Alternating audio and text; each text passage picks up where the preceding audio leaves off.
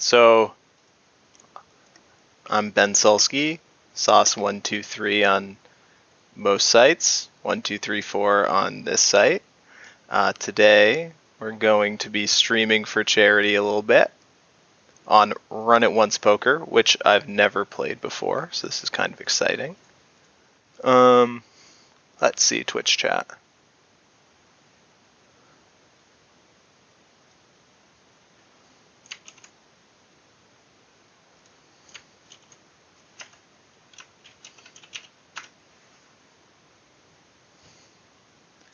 So splash the pot, an extra 50 cents in there. I have a great hand. Again, the stakes are, like, I have effectively, say, whatever, like 40 big blinds or something. So I'm going to make it, I'll make it 90 cents to start. Again, just going with the same pot size raise.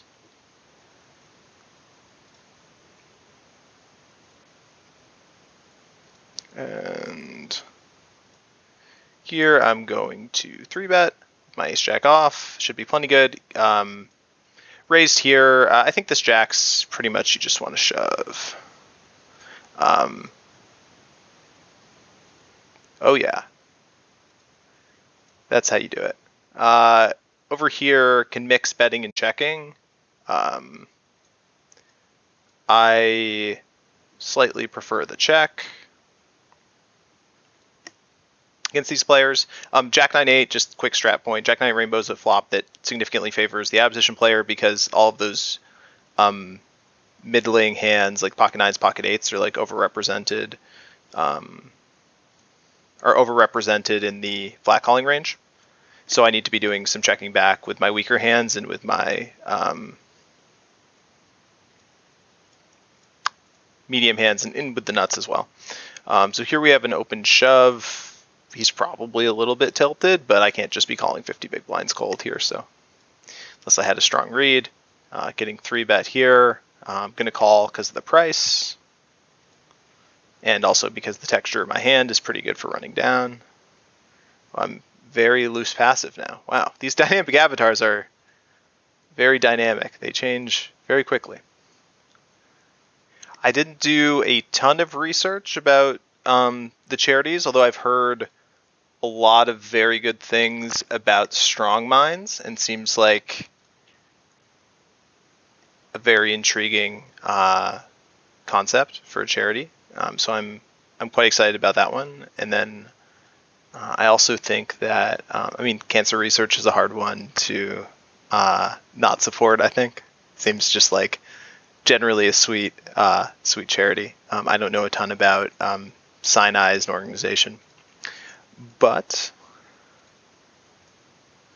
I trust Run It Once to make some pretty reasonable choices in their charity selection. I have a question from Desaders. Can you talk about adjustments we should make on the micros, and how do you form your flop strategy versus fish? That's really broad. I think in general the main adjustments that I've shown are that I'm doing a lot of potting pre-flop as opposed to a more optimal size like min raise. And the reason for that is because I want a higher pot share when I see a flop and for when the rake to be taken out. And I think my opponents also play too loose, so there's a lot of reasons for that. And as far as flop strategy, I don't think there's a ton you have to change from high stakes. Maybe that's not true. I don't know. That's too broad for me to really talk too much about. I guess maybe I'll say can kind of rely on your opponents to tell you what they have. So I think checking goes up in value because then I can kind of play my hand against how I weight their ranges. So I'm just playing a little bit more exploitatively than normal. Okay, gonna pot.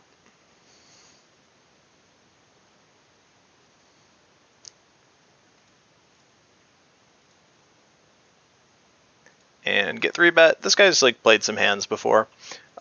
We're a little bit deep to be getting an ace king off. So I'm going to call. Again, can be mixing 4-bet and call here. I chose call again because I think that I'm going to have a big post flop advantage, and I think that my EV is just going to be a touch higher calling than 4-betting against typical opponents.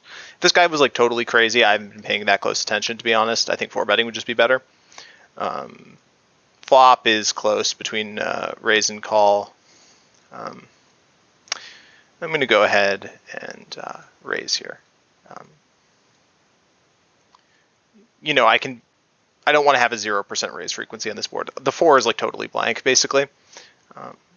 So here, blocking the question here is blocking the king. How does that really tilt our range? I think particularly here we want to do more checking back. The reason is because we have no clubs in our hand. So a lot of the check hands in the turn that will be high frequency river bluffs contain a club, and I have none. Also, I just tend to think this is going to perform better, so I'm going to go check. And I'll fold this against the hijack. I played it against the cutoff before. So this also gives my opponent a chance to kind of go off, which is nice as well. And as far as sizing is concerned on the river, anything between 3/4 pot and full pot seems fine. I'm gonna go with I'll go with full pot and see what happens there. And looks like it was probably some kind of like jacks with a club or something type hand. So here we have a 60-cent splash. I think this is probably a profitable limp from the cutoff. It's pretty close though. And gonna fold to the pot size raise, pretty standard.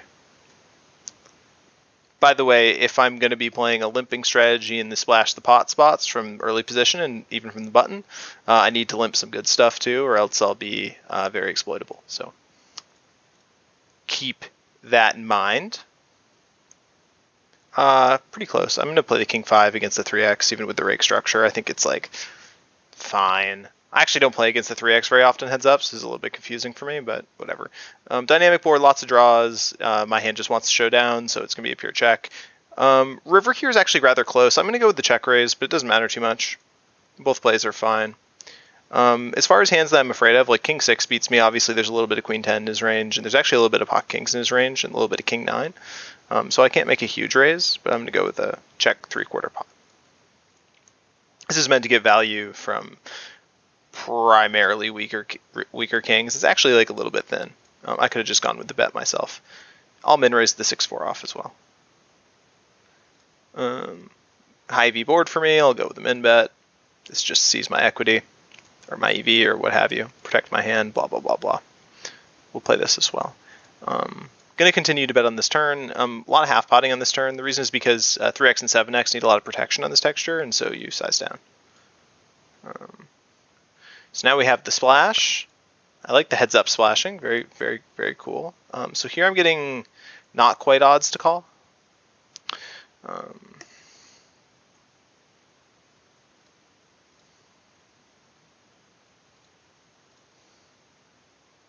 Do I think I'm going to answer some of these questions by voice instead of by text, because I think it's a little more efficient for me. Here, just 1/4 pot again. You can use a couple of different sizes in this texture, but that's just fine. Do you think short deck has high achievable win rates? Says Gore187. Yes, I think so. Particularly because I think it's a new game, it's a complicated game. There's a lot of exploiting in short deck because I believe optimal play involves a lot of mixed strategies, even more than no limit hold'em. The reason is because there's so few starting hands, so if you need to mix up how you play them. And for that reason, having the best reads is really valuable, and having a good randomized or default strategy is really valuable too. So I think win rates are definitely high. I'm going to check behind with basically nothing. I can consider, I'll bluff this river.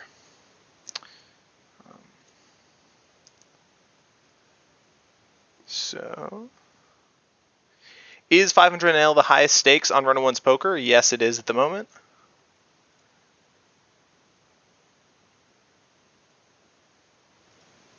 I think. I don't see bigger stakes. Calling, I have a pair. Can also raise here if I would like. Yeah, I'll raise, whatever. Doesn't matter too much. Joda King asks, with equities running so close in PLO, do you think it is possible to have a big edge in the game? Yes.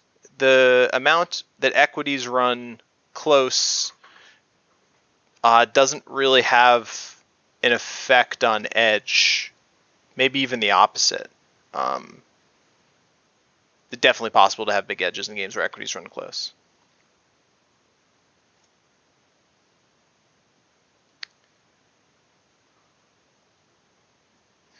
And again, another board, I can mix betting and checking. Betting's been going pretty well.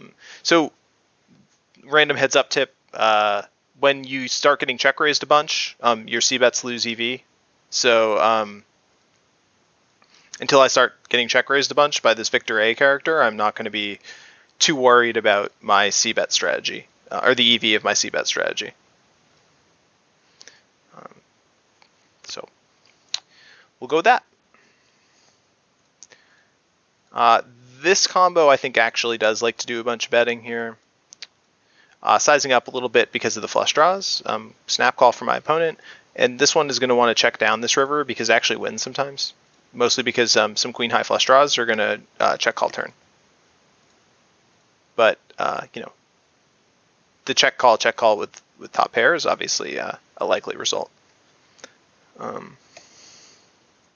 Zeranch asks, what do you think about min raising every position except small blind, 100 big blinds deep? I think that is a strong pre-flop choice. Cheslell disagrees, so you may have to talk about that. If there are antes, it's not good. If there are no antes, min raising is a good choice. Small cards here are going to be good for bluffing.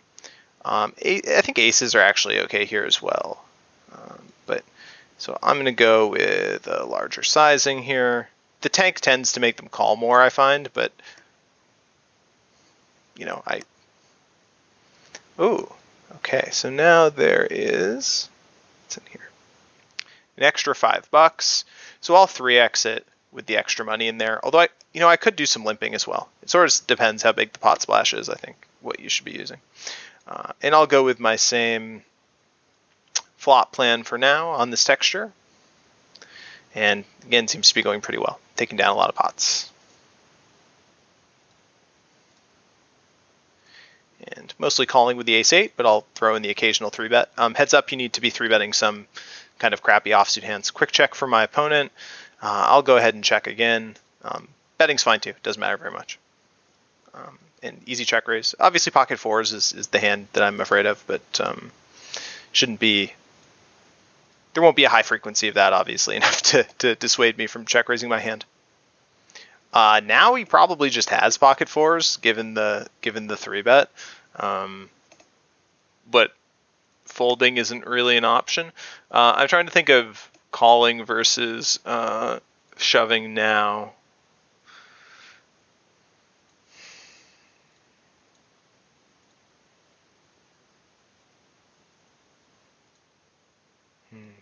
I think I just want to be shoving now. Okay. Sort of a strange play by my opponent, but I don't think that's much of it. That's not really going to be a thing because his range is capped at pocket fours, and he wants to slot that into his call turn check raise and then shove over a river bet range. So he shouldn't have a 3-betting range there. So it was a little bit confusing for me. Can you give us some advice for studying with Pio? I would say watch my actual training videos. I use Pio in at least half of my training videos, maybe more.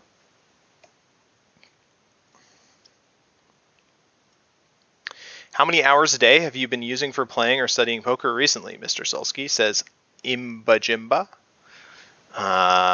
Let's see.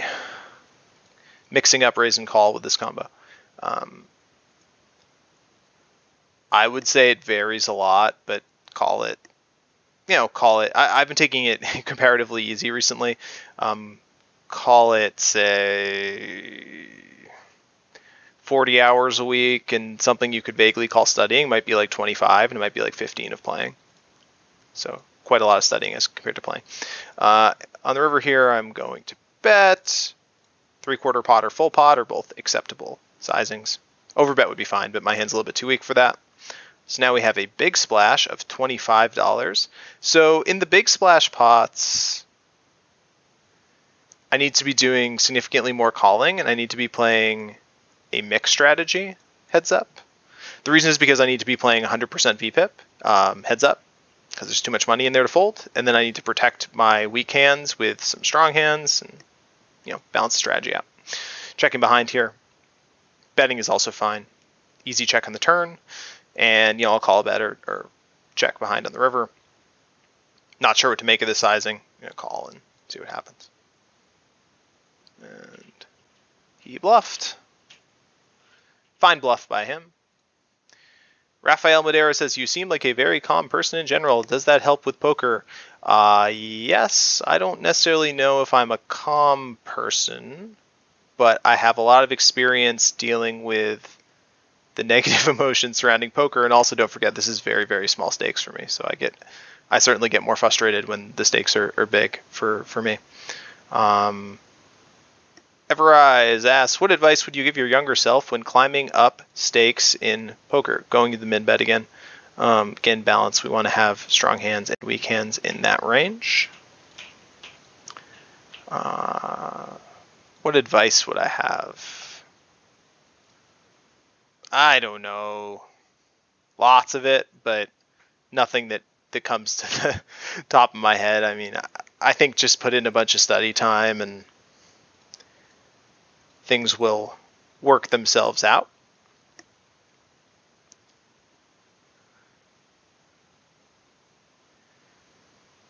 Do you spend, again, going to go with this small overbet on turn. It's a nice sizing. He'll fold a lot with my hand, obviously, but I still want to go for value. Do you spend most of your time playing, studying, no limit, hold'em, peel, or mix games, or a mix of the three? Asks Imba Jimba. I probably spend I spend time on whatever I'm playing. So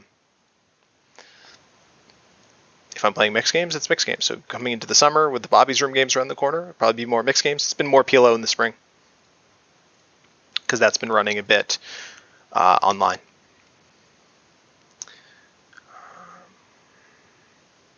Who do you think is the best at PLO nowadays? I think there are many excellent PLO players. I think Barry Sweet's very, very good heads up. Also 6-max, but he plays a little bit more heads up, and now he's playing more mixed games. I think Grasvies is very good 6-max. He's just plays tough, seems to be working hard, is improving all the time.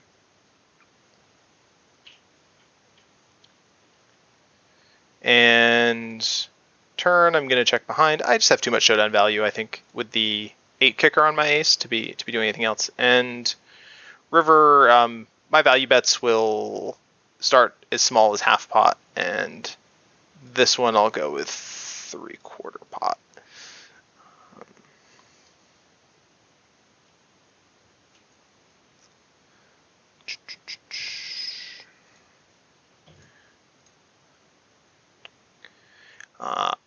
ISE Grunt asks, how to get used to the monetary swings when you jump in stakes, Mr. Sulsky? I would just say make sure that you're well rolled, and I do what I call poker dope therapy. So poker dope is a variance calculator that is free and you can access in your browser. Just Google like poker dope in Google. And I look at the swings that I can expect in the given game, and I compare my results to the swings that I can expect. And these really small cards are good for betting because they unblock a lot of the folding region for out of position. Okay, so yeah, look at poker dope, be quantitative in your thinking, and take some time to recover from downswings and to get your head right. Why are you not playing the nosebleed short deck games with Duran the Chinese? Well, LKX Cow, you have to be invited to the games, and thus far I have not received an invitation from any of those players. But if I do receive one, I may end up playing. You never know. Snap Call Brother asks, where do you think is the best place to find stakes if you are struggling? 2+2 is full of scam stables that ask makeup back. I think that getting staked is a really bad idea, and I think that you should move down or get a job or both, and then I think you should grind it up yourself. If you actually have the skills to win at poker at higher stakes, then it actually doesn't take that long to grind up a bankroll. And it's a good learning experience in any case. So I really do think that you just want to avoid them. If it's for MTTs can be a bit of a problem because they're so high variance. So I think that you want to play some cash games if you're an MTT player as well, so that you can sort of bankroll your MTT habit, for lack of a better word. Could have checking turn there is very, very reasonable. I did listen to a podcast. Salavi says, I did listen to a podcast with Ralphie. He said you and Ben have paid people in BBs to play them. Is that true? Sounds crazy to me. Haha. I have on occasion paid people to play. Sometimes if between a couple of top pros, if there are legitimate disagreements about expected edge and both players are kind of looking to play, occasionally there'll be a small edge given. So here we have a $25 splash. I'm going to mix it up between raising and limping. I'm going to raise with this hand this time. So here I'm not going to be folding a pair on a dry board like this. And I've turned, I'm going to 3-bet this. I've turned the effective nuts here. So I'll be check raising. This one definitely wants to do a lot of check raising on turn, or at least some. And river here I expect to be good almost every time, but with my hand not playing, I'm going to check and probably end up calling. Similar texture, I'm going to go with a small bet. Going to check behind here, unblocking flush draws. And he goes with the bet, and I think I need to be raising here. My raising range here is like pretty narrow. Like pocket fours is obviously the blade, and then there's maybe some queen four in there, and then king four is clear. So I'm going to go with the sizing.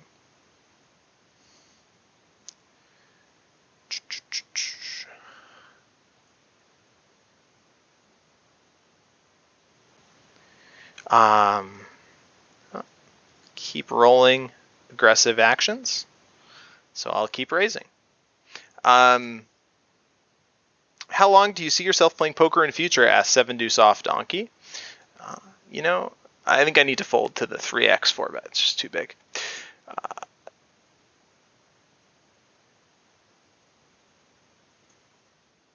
So I'm not sure is the short answer. I would guess that at least until the end of 2020 I'll be playing. I've still been doing fine at poker. I think that once I have some kids running around,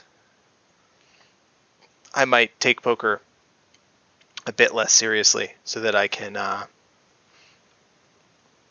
hang out with them. Got a big old splash. I'll be limping in because the splash bot's so big.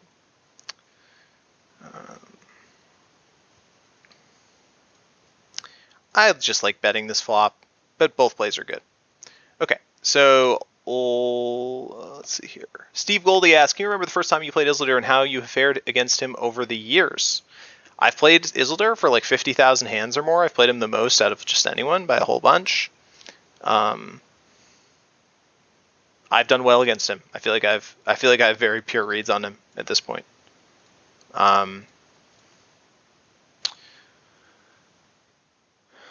Love His Soul asks, for micro players who haven't invested in Pio, what would your advice be to get better? What should they focus on? Blah, blah, blah. Just like get a free version of Pio and then make money and then buy better versions of Pio. So there's your answer.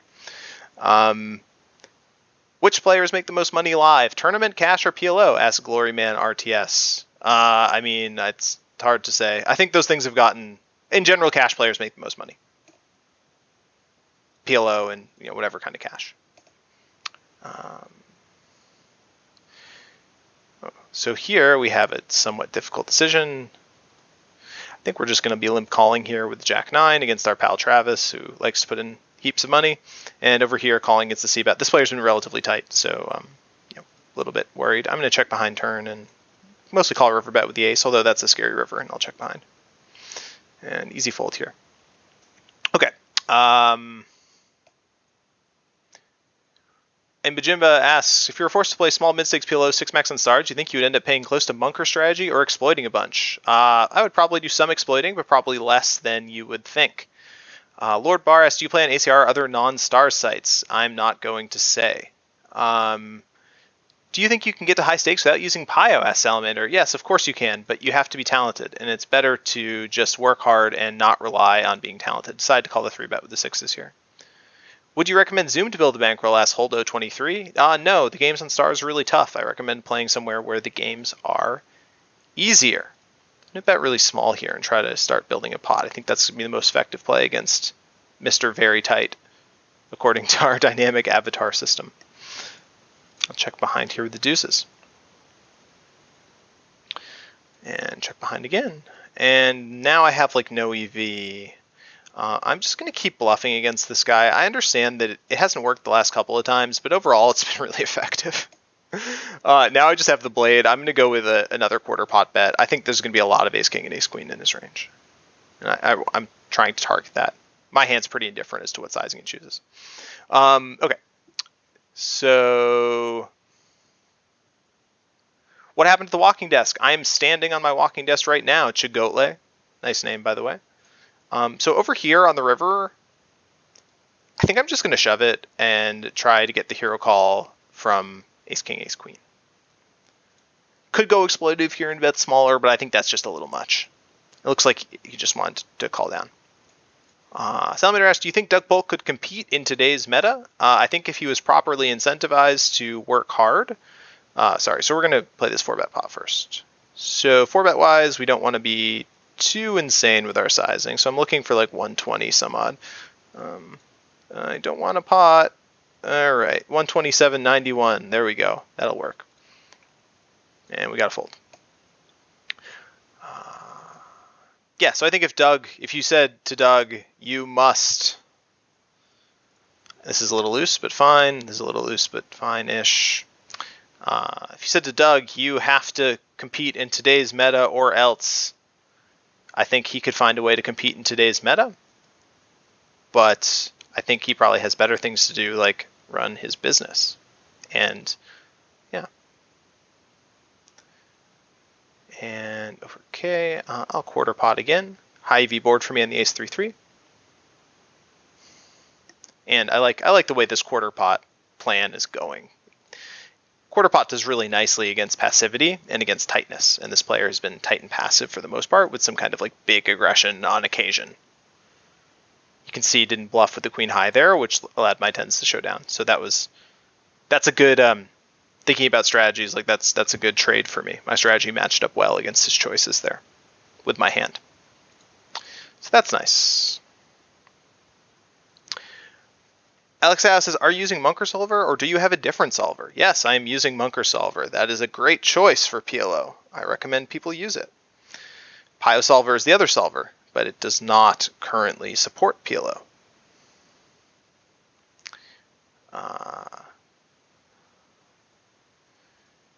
Evereye says, what in your opinion is the best way to prepare for a heads-up match? What are your suggestions?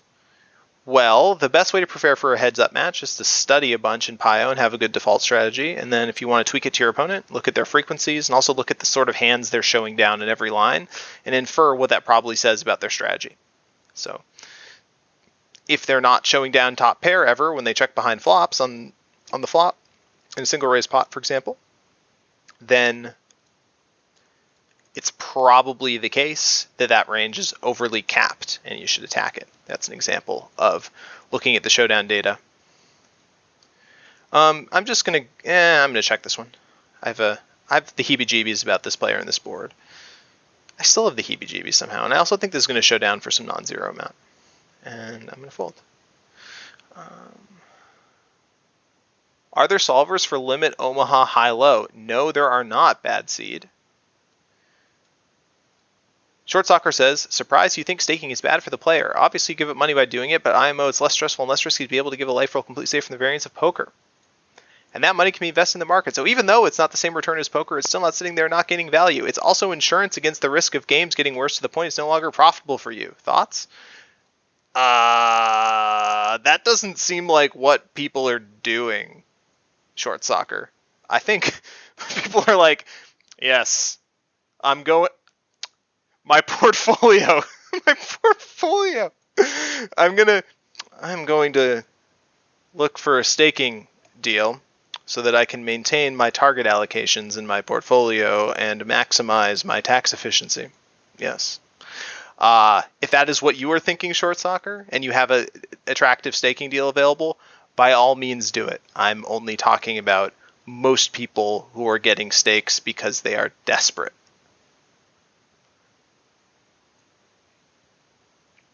Pasty White Donkey asks, what is your location on ACR? Obviously, I'm not answering that. Rafael Madera asked, do I have Chipotle near where I live? Yes, I do. What are my thoughts and feelings on it? Solid, healthy, tier 2 meal. I'll call my Queen 8. Why not, right?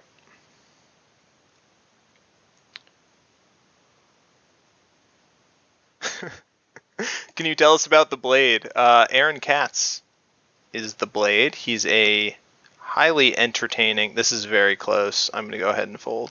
He is a very tight. Not tight. The Blade is not tight. I don't know why I said that. He is a very entertaining Vegas mixed game player. I was thinking about this player up here when I said that. There's a lot going on in Twitch. It's very intense for the streamer. Chess Lull says, hey Ben, thanks for streaming. I have troubles using Pi effectively. I cannot understand the frequencies and bet sizing for my Saturday night bingo sessions. I try to use a randomizer in order to balance my number selection, but it feels like I've been on a lifelong downswing. Any tips? Thank you. Move down to a stake where you feel like you can win. If you move down really, really far and you're still losing, then mix up your framework. So if you've been going really hard on randomizing and whatever your best interpretation of PIO is, maybe you should try it out and be a little exploitative and see if that leads to better results. So again, summing up, this is an important concept. Poker is a dynamic thing. So instead of struggling to beat a stake and banging your head against the wall, just move down to a stake where you can be a winner. I'm a big fan of being a winner at poker. So do that. What's my Chipotle order? Asked Chigotle. Well, I like a bowl, obviously, because, you know, can't go too hard in the carbs, right? And then usually the white rice with the cilantro, both kinds of beans. Really like beans. It's kind of a strange thing. And, you know, tinga. And then if I'm trying to be vegetarian, which I am sometimes, then I have to like eat sad tofu. And it's very, you know, obviously it's way worse than tinga. And then usually pretty much everything. And obviously guacamole. So, I mean, you know, pretty GTO standard Chipotle order.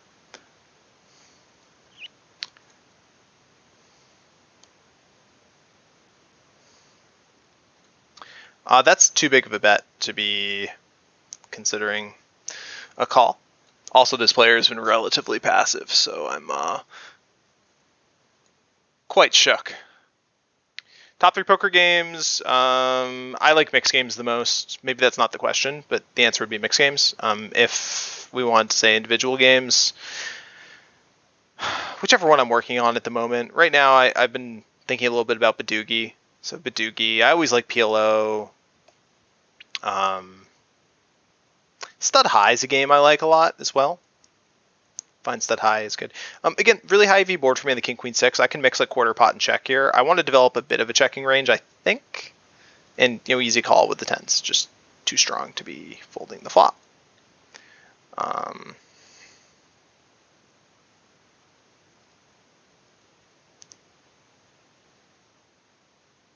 What do I think of Phil's new Run It Once poker site? I like it. Yeah, I think it's not perfect yet. There's a couple of software issues, but I think in general the action goes fast. I like the dynamic avatar, strangely. I like Splash the Pot a lot. I think it's really fun, and I think that it will at least partially disincentivize solvers, which I think is good. I'm saying solvers and bots is the same thing.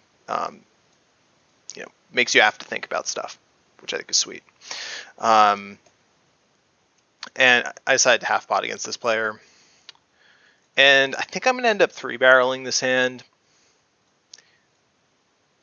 It's, I think this is going to end up going pretty well.